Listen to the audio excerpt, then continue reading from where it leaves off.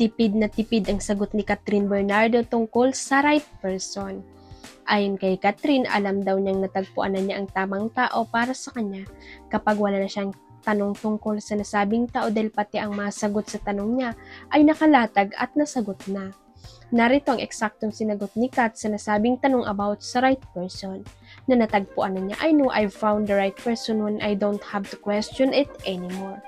Because all of the answers nandyan na, and then, wag na haba, yun lang, sabay tawa.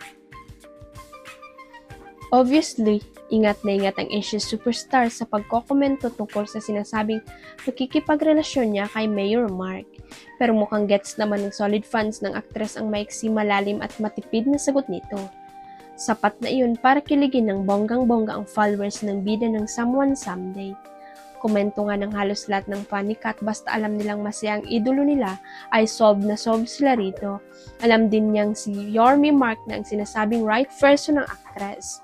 Naniniwala ang fans na matalinong aktres at alam nito kung ano ang tama at mali, plus sigurado naman daw sila na well-guided pa rin si Kat ng Mami Min at Daddy Teddy niya.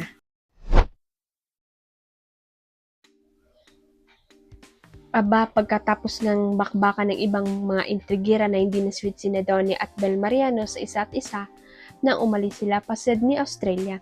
Tuwang-tuwa naman ang loyal fans nila dahil sa mga ayudang picture na kuha sa lugar na iyon. Isa sa ASAP XP Big Bosses na si Miss Jasmine Palyera ang nag-share ng ilang picture na kuha sa Sydney pagdating nila sa lugar na iyon. Sa Sabado kasi gaganapin ang ASAP XP sa TikTok Entertainment Center at sina Donnie at Bel ang ilan sa mga artistang nauna sa Sydney. Panay nga ang libot nila dahil may sinushoot din silang spiel sa iba't ibang lugar sa Sydney.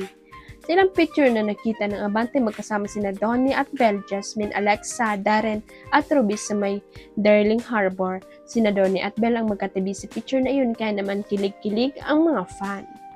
Mas nakadikit naman si Donnie kay Bel sa kuwang yun kaya mas napatili ang mga fan.